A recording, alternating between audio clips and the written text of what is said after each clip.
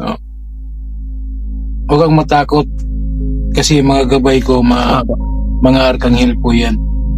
Ngayon, pakikiusapan ko sila, papumuntahin ko dyan ngayon.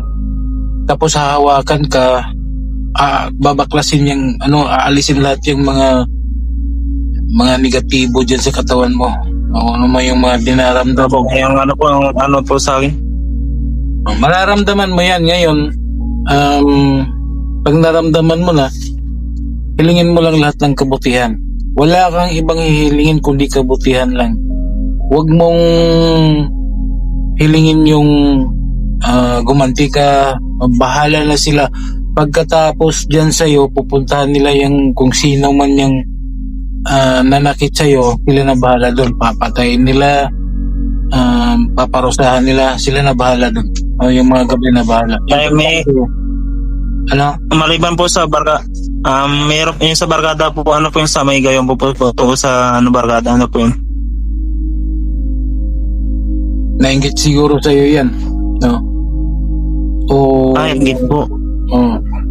Ikaw ba nagkalitan? Kasi yung isip ko po, parang panti pag nasa trabaho po, parang gulong-gulo po.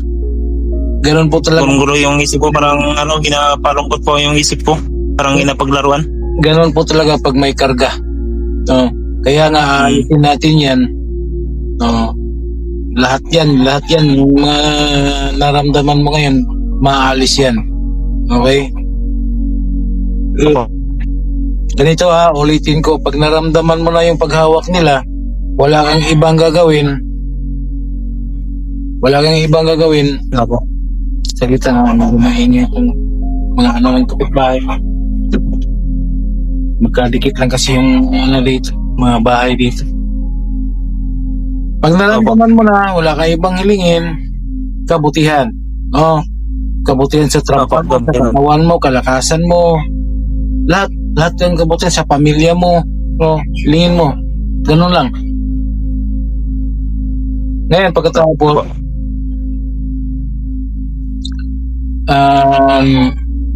ibuka mo lang yung mata mo pag natapos ka ng makiusap sa kanila. Okay? Papa. Ano lang, simple. Okay, pikit ka po. Pikit, concentrate. Yan. Dumilat ka lang pag natapos ka ng makiusap sa kanila. Ganun lang. Okay. Sige po, pikit lang at mangusap po ko sa kanila. Diyos ang makapangyarihan sa lahat, tagagawa ng langit at lupa, ako po yung humingi sa inyo ng basbas upang tawagin ko aking mga gabay upang pahawakan ko itong tao na kaharap ko ngayon upang siya gumaling sa kanyang mga karamdaman, lalo na yung pag-iisip niya at maging peaceful yung bawat araw niya, paligid niya, sa buhay niya. Ako po yung humihingi po ng pahintulot, dakilang Ama. Dinggin niyo po ako ngayon sa mga oras na to.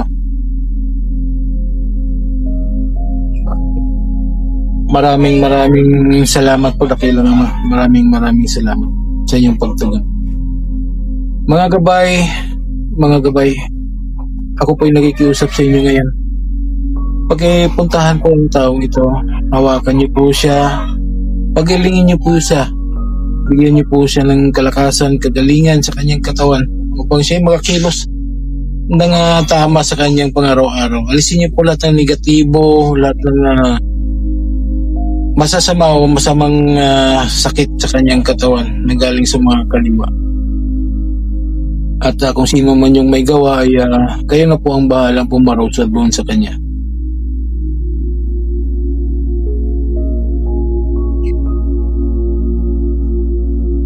Maraming salamat mga gabay sa inyong pagtugon.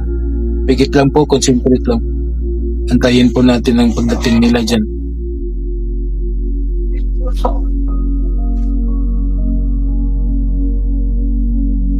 Ayan na po yung isa. Pakiramdaman ninyo, hinahawakan po yung balikat ninyo. Yung ulo ninyo, hinahawakan po ngayon. Ang pakiramdam po dyan, naghahalong init, lamig, Na parang may enerhiya na dumadampi dyan sa ulo niyo, sa balikat ninyo. Ayan po yung isa, pangalawa, at yung pangatlo. Andyan, tatlo po silang lahat ngayon dyan. Hihigupin po nila, alisin po nila, tatanggalin, babaklasin po yung mga karamdaman na yan. Yan. Yan, hinahawakan yung balikat niyo, nakakonsentrate sila sa may likuran. Maaaring maramdaman mo ito mula ulo hanggang paa na parang may naaalis, nare-release dyan sa katawan mo.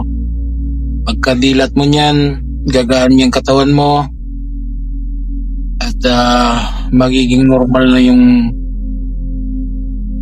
isipan ninyo. Marirelax na po kayo. Ayan. Mangusap na po kayo sa kanila at pagtapos kayong mangusap, lumilat po kayo. Huwag niyo pong mamadaliin. Opportunity po natin yan na mahawakan ng mga arkanghel. Kaya sabihin niyo lahat ng gusto niyo sabihin.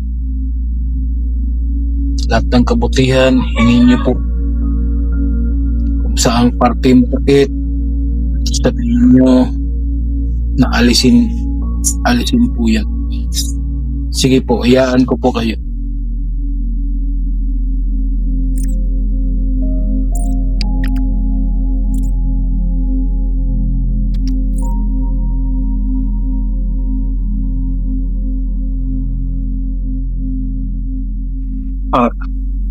Ayan. Kumusta po? Naramdaman niyo po ba? Opo, yung paglamig niyo tapos yung pag-init Ayan. sa ano Ano yung pakiramdam ninyo? May pagbabago po ba? May kagaanan po ba? Opo, gumana po yung pagkaramdam ko. Yung pag-iisip niyo ngayon, nararamdaman niyo po ba na hindi na mabigat, may diretsang Hindi na okay. At least nagawa natin. wala na po po yung maluwag na po yung parang Maluwag na. yung parang marami. Okay. Opo. Okay, ganyan. Yan. Malayo tayo sa isa't isa. Pero nahawakan po kayo ng mga gabay ko. Naramdaman po ninyo. Opo. Ngayon, umalis na sila. Pupuntahan nila yung kung sino man yung may sala. Nasa kanila na, papatayin nila, pahirapan nila, parusahan nila. Sila na po ang bahala dun. Huwag ka lang isip na gumanti. Opo. Diyos na ang bahala sa kanila. Okay? Importante Gusto ko sanang kumanti kaso kayo. yan lang po. Ano po? Napuputol po yung ano ninyo. I-adjust ko na lang po yung taga-ano po sa akin. Yan yung tama. Ipapasa Diyos na lang natin. Hayaan na natin sila ang pumarusa. Sila naman po ang may kakayahan. Importante na alis po yung negatibo sa katawan ninyo. Ayan. Pasensya na po kayo. Kaya po kasi ako sa trabaho. Tama yun. Pangit yung pangit yung nagtatrabaho ka tapos tuliro yung isipan mo. Maapektuhan yung trabaho kasi. Yung isa po.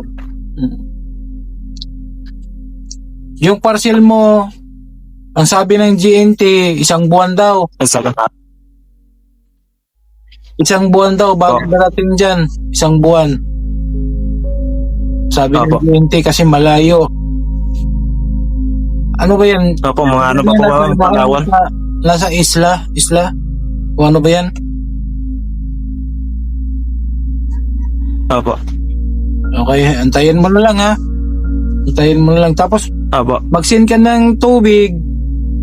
No, isang bote o isang basta yung para sa'yo lang. Dalasalan ko. Ay, tubig. Sige, pakita mo na lang ngayon.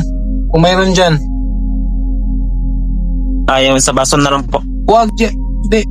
Malaki dapat, malaki.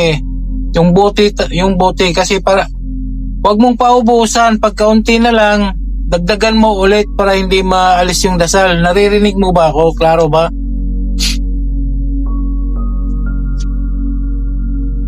Naririnig po ba? Apo. Oh. Yung isang bote, Apo. mga 1 liter o kung may 1.5 ka dyan, yun na. Wala pong buti dito. Wait lang po. Pitcher kung may pitcher, pwede.